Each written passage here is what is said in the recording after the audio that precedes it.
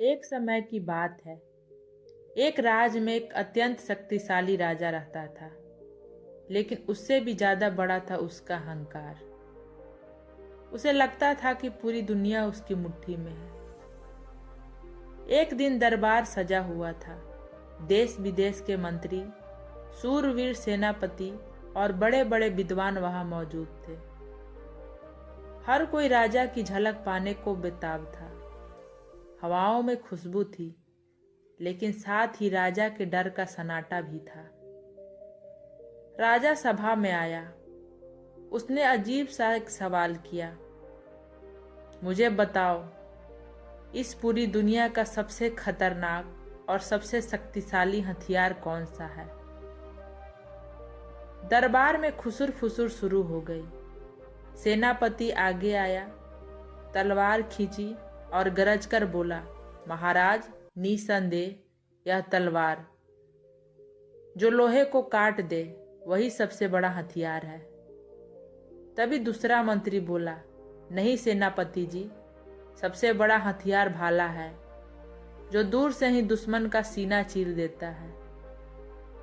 कोने में खड़े एक जासूस ने धीरे से कहा, माफी चाहूंगा महाराज, लेकिन मेरे हिसाब से जहर सबसे खतरनाक है। यह बिना शोर मचाए बड़े से बड़े हाथी को भी सुला सकता है। राजा इन जवाबों से खुश नहीं था। तभी दरबार के पिछले हिस्से में एक जोरदार हंसी गूंजी। सबने मुड़कर देखा। फटे पुराने कपड़ों में एक बुढ़ा फकीर बेखौफ हंस रहा था। राजा गुस्से में कहा, ए फकीर, तेरी यह मजाल, हमारे गंभीर सवाल पर तुझे हंसी आती है? क्या यह तुझे मजाक लगता है? फकीर ने राजा की आंखों में आंखें डाली और कहा, राजन, हंसू नहीं तो क्या करूं? आपके दरबारी नादान हैं। कोई लोहे के टुकड़े को हथियार बता रहा है तो कोई लकड़ी के डंडे को। असली हथियार तो इन्हें पता ही नहीं है। राजा ने सिंहासन से उठा और कहा, अच्छा, तो तुम ही बताओ सबसे बड़ा हथियार क्या है? फकीर ने मुस्कुराते हुए कहा, बता तो दूं राजन, लेकिन डर है कि आप उस हथियार को संभाल नहीं पाएंगे। राजा ने अहंकार में कहा, बताओ। फकीर राजा के करीब आया और अचानक उसका चेहरा बदल गया। उसने चिल्लाकर कहा, अरे वो मूर्ख राजा, तू क्या हथियार संभालेगा? अपनी शक्ल देख। तू राजा कम और गधे का बच्चा ज्यादा लगता है। तेरे जैसे डरपोक और बुद्धिहीन को तो मेरे पैरों की धूल में होना चाहिए। थू है तेरी जिंदगी पर, भिखारी कहीं के। पूरे दरबार की सांसें रुक गई। दरबार में सन्नाटा छा गया। राजा का चेहरा लाल अंगारे जैसा हो गया।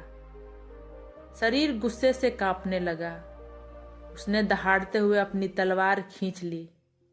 तेरी यह हिम्मत, जुबान खींच लूंगा तेरी। आज तू जिंदा यहां से नहीं जाएगा। राजा तलवार लेकर दौड़ा। फकीर की गर्दन बस काटने ही वाली थी। तभी फकीर मुस्कुराया। उसने हाथ जोड़े, सिर झुकाया और बहुत मीठी आवाज में बोला, क्षमा करे महाराज, अनर्थ हो गया। आप तो दया के सागर हैं। आप इस धरती के सबसे महान पुरुष हैं। मैंने जो कहा वो तो बस एक नाटक था। आप जैसा सूरवीर और ज्ञानी तो आज तक पैदा ही नहीं हुआ। माफ कर दे प्रभु। राजा का हाथ हवा में ही जम गया। अभी जो कान गधा सुनकर जल रहे थे, अब महान और ज्ञानी सुनकर उन्हें ठंडक मिल गई। ज्वालामुखी जैसा गुस्सा पानी के छींटों की तरह ठंडा हो गया। राजा को शर्म आई कि वह एक निहत्थे बूढ़े को मारने वाला था। उसने तलवार वापस रख दी। फकीर ने अब गंभीरता से कहा, राजन, देखा आपने, मैंने कोई तलवार नहीं उठाई। मैंने सिर्फ शब्द कहे। मेरे बुरे शब्दों ने आपको जानवर बना दिया और मेरे मीठे शब्दों ने आपको वापस देवता बना दिया। दुनिया का सबसे बड़ा हथियार यह जुबान है। यह बिना खून बहाए मार भी सकती है और मरे हुए में जान भी फूंक सकती है। यह कहानी से हमें यह सीख मिलती है, शब्द मुक्त होते हैं लेकिन उनका असर बहुत कीमती होता है। तलवार का घाव भर सकता है लेकिन शब्दों का घाव कभी नहीं भरता। असली ताकतवर वह नहीं जो दूसरे को डरा दे। असली ताकतवर वह है जो किसी बुरे शब्दों से अपना आपा ना खोए।